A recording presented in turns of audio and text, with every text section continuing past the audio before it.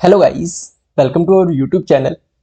Banking awareness यानी कि complete banking awareness की सीरीज में ये हमारा पार्ट नंबर 7 है, जिसमें हम पढ़ने वाले हैं टाइप ऑफ बैंक्स।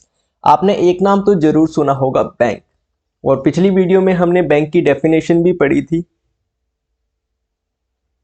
लेकिन क्या आपको पता है कि बैंक कितने प्रकार के होते हैं? कौन कौन से बैंक जो है वो इंडिया में वर्क कर रहे हैं? तो उसी के बारे में आज की इस वीडियो में हम पढ़ने वाले हैं। पूरा डिटेल में देखेंगे बैंकों के प्रकार के बारे में। सो वीडियो काफी ज्यादा इंपॉर्टेंट है यार, वीडियो को आप लास्ट तक जरूर देखिएगा, ठीक है। चलते हैं सबसे पहले फर्स्ट टाइप को पढ़ते हैं, जो कि हमारा रहता है कॉमर्शियल बैंक। जो नॉर्मली हम बैंक्स देखते हैं और जिनके बारे में हम जानते हैं, जिनकी हम प्रिपरेशन कर रहे हैं, उन बैंक्स को क्या कहते हैं? उन बैंक्स को कहते हैं कॉमर्शियल बैंक। लेकिन सारे कॉमर्शियल बैंक में भी अलग अलग प्रकार होते हैं। जैसे कि नंबर 1 पर आता है पब्लिक सेक्टर बैंक। ठीक है, नॉर्मली हम इन बैंकों की ही प्रिपरेशन करते हैं। बाकी के बैंक्स में अलग अलग मतलब प्रोसीजर होता है सेलेक्ट करने को, कैंडिडेट को सेलेक्ट करने को, ठीक है।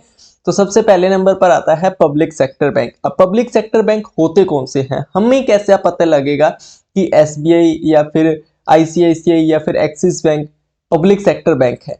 ठीक है, हालांकि एक्सिस और आईसीआईसीआई नहीं है, लेकिन हम कैसे पता चलेगा कि वो नहीं है या फिर है?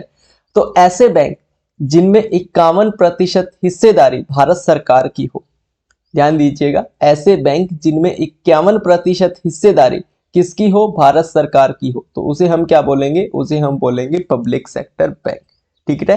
Total public sector bank Bharat में कितने हैं? ठीक है, total public sector bank Bharat में कितने हैं? तो वो है 12। कौन कौन से? तो 11 तो नेशनलाइज बैंक है, जिसके बारे में मैंने आपको कल पढ़ाया था, नेशनलाइज बैंक। और प्लस एक क्या है? एसबीआई है। एसबीआई जो है वो नेशनलाइज नहीं है। तो टोटल कितने हो गए? टोटल 12 हो गए public sector bank, 11 nationalise bank और एक एसबीआई। टोटल 12 बैंक है जो कि पब्लिक सेक्टर बैंक है, ठीक है। नेक्स्ट पढ़ते हैं, टोटल पब्लिक सेक्टर बैंक 12 मैंने बता दिया। नेक्स्ट आता है हमारा प्राइवेट सेक्टर बैंक। अब आपको पता चल गया होगा कि ऐसे बैंक जिनमें 51% हिस्सेदारी किसी निजी संस्था की हो, उससे क्या कहेंगे? Private sector bank. प्राइवेट का मतलब ही ये होता है निजी, ठीक है। तो 51% हिस्सेदारी जहां निजी संस्था की हो जाती है, उसे हम क्या बोलते हैं? उसे हम बोलते हैं प्राइवेट सेक्टर बैंक।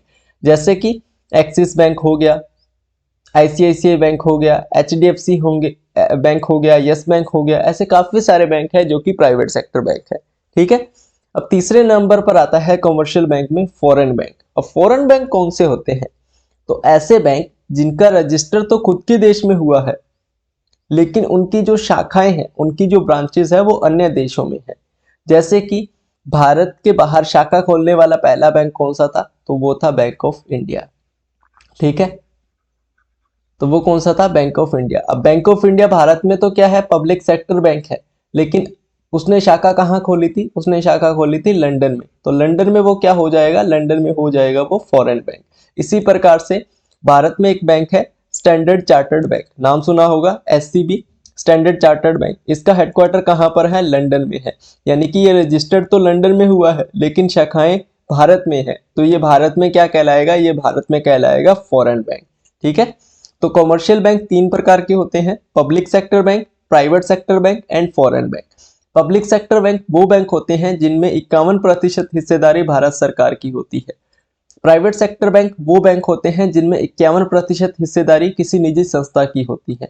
और फॉरेन बैंक वो बैंक होते हैं जिनका रजिस्टर तो खुद के देश में हुआ है, लेकिन उनकी जो ब्रांचेस है, उनकी जो शाखाएं हैं, वो किसी अन्य देश में है। जैसे कि for example standard chartered bank, जिसका हेडक्वार्टर लंदन में है। क्लियर है? नेक्स्ट पढ़ते हैं। नेक्स्ट हमारा आता है स्पेशलाइज्ड बैंक। अब ये स्पेशलाइज्ड बैंक क्या है? तो स्पेशलाइज्ड का मतलब सुनिए। स्पेशलाइज्ड वो एक वर्ड है जिसे किसी स्पेशल पर्पस के लिए बनाया जाए। तो ऐसे बैंक जिनको किसी स्पेशल पर्पस के लिए बनाए गए हैं, उन्हें हम क्या बोलेंगे? उन्हें हम बोलेंगे स्पेशलाइज्ड बैंक। जैसे कि नंबर 1 पर आता है नाबार्ड। नाबार्ड का पूरा रूप है national bank for agriculture and rural development. तो इस बैंक को एग्रीकल्चर और रूरल डेवलपमेंट को प्रमोट करने और उनको फाइनेंस करने के लिए ही बनाया गया था। तो इसका स्पेशल पर्पस क्या होगा? एग्रीकल्चर को और रूरल डेवलपमेंट को फाइनेंस करना, उनको प्रमोट करना, उनको आगे लेके जाना, उनको डेवलप करना, ठीक है। तो इसका क्या हो गया? ये एक स्पेशल पर्पस हो गया। तो स्पेशल पर्पस के लिए बनाया गया है NABARD, national bank for agriculture and rural development. इसकी जो फुल फॉर्म है, एब्रीवेशन है, वो काफी बार पूछी गई है, तो इसको आप याद रखिएगा। पहले एब्रीवेशन ये पूछी जाती थी कि नाबार्ड की फुल फॉर्म क्या होगी। अभी क्या पूछा जाता है कि नाबार्ड में जो सेकंड ए है उसका मतलब क्या है। तो इस प्रकार की एब्रीवेशंस पूछी जाती है, तो हर एंगल से इसको क्लियर करते हुए चलिएगा। इसका जो एस्टेब्लिशमेंट है वो 12 जुलाई 1982 यानी कि 12 जुलाई 1982 को हुआ था और इसका जो हेडक्वार्टर है वो मुंबई में है। क्लियर है? नेक्स्ट पढ़ते हैं। नेक्स्ट है हमारा एग्जिम बैंक। अब इसे किस पर्पज के लिए बनाया गया है, तो आप इसकी फुल फॉर्म देखिए, जो पर्पज है वो समझ में आ जाएगा। Export import bank. तो भारत किसी अन्य देशों से या फिर एक्सपोर्ट करता है या फिर इंपोर्ट करता है, तो उस इंपोर्ट एक्सपोर्ट को फाइनेंस करने के लिए इस बैंक को जो है वो बनाया गया है, export import bank.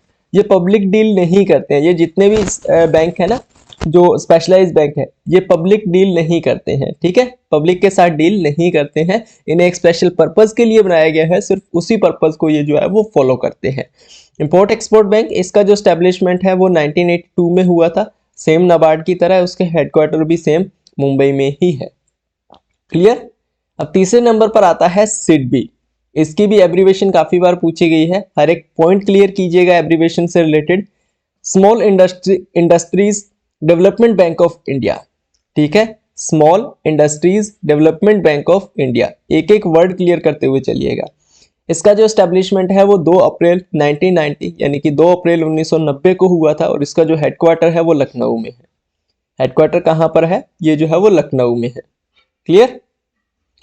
Next last आपका बचा है bank NHB, national housing bank. ठीक है, ये पहले आ गया, कोई बात नहीं। National housing bank, national housing bank इसका फुल फॉर्म है। इसका जो एस्टेब्लिशमेंट है 9 जुलाई 1988 को हुआ था और हेडक्वार्टर इसका न्यू दिल्ली में है। तो ये सारे जितने भी आपके रहे हैं, जैसे कि नाबार्ड हो गया, ठीक है, उसके बाद क्या आया था, एग्जिम बैंक हो गया, सिडबी हो गया और एनएचबी हो गया। ये जो 4 बैंक बनाए गए हैं ये स्पेशलाइज्ड बैंक है, इनको किसी एक स्पेशल पर्पज के लिए बनाया गया है। अब उसके बाद आते हैं डेवलपमेंट बैंक्स। कौन कौन से आते हैं, उसके बाद आते हैं डेवलपमेंट बैंक। अब डेवलपमेंट बैंक में सिर्फ एक ही बैंक है, वो है आईएफसीआई यानी कि industrial finance corporation of India. इसका जो स्टैब्लिशमेंट है वो 1 जुलाई 1948 को हुआ था और हेडक्वार्टर इसका न्यू दिल्ली में है। इतना बस इसके बारे में याद रखिए, ज़्यादा इसके बारे में याद रखने की जरूरत नहीं है। ठीक है, और लास्ट जो आपके आते हैं वो आते हैं कोऑपरेटिव बैंक्स। कोऑपरेटिव आपने सोसाइटीज़ का नाम सुना होगा, आप जहाँ विलेज में रहते हैं, चाहे किसी एक डिस्ट्रिक्ट में रहते हैं, वहां पर आपको पता होगा आपके जो कोऑपरेटिव सोसाइटीज है वो जरूर होंगी, अगर आपने ध्यान दिया है तो। पहले नंबर पर आती है प्राइमरी क्रेडिट सोसाइटीज, जो कि विलेज लेवल पर काम करती है, गांव में होती है। दूसरे नंबर पर आती है सेंट्रल कोऑपरेटिव बैंक, जो कि डिस्ट्रिक्ट लेवल पर होते हैं। और तीसरे नंबर पर आते हैं स्टेट कोऑपरेटिव बैंक, जो कि स्टेट लेवल पर होते हैं। ये 3 प्रकार के बैंक होते हैं। ठीक है, तो ये इतने प्रकार के बैंक के टाइप्स हैं जो कि हमने पढ़ी। सबसे पहले हमारा आया कॉमर्शियल बैंक। ठीक है, सबसे पहले आपका आया कॉमर्शियल बैंक, उसमें हमने पढ़ा private sector bank, public sector bank, private sector bank and foreign bank. ये 3 प्रकार के बैंक पढ़े। ठीक है, उसके बाद हमारे आए स्पेशलाइज्ड बैंक। ठीक है, स्पेशलाइज्ड बैंक में हमने क्या पढ़ा, हमने पढ़ा नाबार्ड, हमने पढ़ा सिडबी, हमने पढ़ा एग्जिम बैंक और हमने पढ़ा एनएचबी। उसके बाद हमारे आए डेवलपमेंट बैंक। डेवलपमेंट बैंक में हमने पढ़ा एएफसीआई। उसके बाद हमारे आए कोऑपरेटिव सोसाइटीज़ या फिर कोऑपरेटिव बैंक्स, उसमें हमने ये पढ़ा प्राइमरी क्रेडिट सोसाइटीज़, जो कि विलेज लेवल पर होती है, central cooperative societies district level पर और state cooperative societies state level पर। तो ये इतने टाइप रहते हैं बैंक्स के, जो कि हम पढ़ चुके हैं। तो एक छोटा सा सेशन था पार्ट 7, जिसमें हमने टाइप ऑफ बैंक्स पढ़े। मैं अलग अलग पार्ट्स में इनको कवर कर रहा हूं, ताकि अगर किसी स्पेशल को आपको पढ़ने की ज़रूरत पड़े तो आपको पूरा खगोलने की ज़रूरत नहीं है, आप इजीली जो है वो सीधे उसी को निकाल के जो है वो पढ़ सकते हैं। क्लियर है गाइस? उसके बाद आरआरबीज भी होते हैं, तो आरआरबीज पब्लिक सेक्टर बैंक में ही आते हैं, तो उनको वहीं हम पढ़ लेंगे। कल हम जो पढ़ने वाले हैं वो मैं आपको बता दूं, नाबार्ड एंड पीएसएल पढ़ने वाले हैं। आरआरबीज नाबार्ड के अंदर आती हैं, तो हम नाबार्ड में पढ़ेंगे। नाबार्ड पढ़ेंगे और उसके बाद पीएसएल पढ़ेंगे, पब्लिक सेक्टर लैंडिंग पढ़ेंगे। काफी अच्छा टॉपिक है, काफी बड़ा टॉपिक भी है, तो पूरा क्लियर करते हुए चलेंगे। अब जितने भी टॉपिक्स आपके रहेंगे वो काफी इंपॉर्टेंट टॉपिक्स आपके रहने वाले हैं, तो एक भी सेशन को आप मिस मत कीजिएगा। बाकी ये सेशन कैसा लगा कमेंट सेक्शन में कमेंट करके जरूर बताइएगा। ऐसी ही वीडियोस एंड अपडेट आगे भी इस चैनल पर आप सभी को मिलते रहेंगे। उसके लिए आप चैनल को सब्सक्राइब करके बेल आइकन को जरूर प्रेस कर लीजिएगा। बाकी मिलते हैं नेक्स्ट वीडियो में, तब तक के लिए good luck and have a nice day.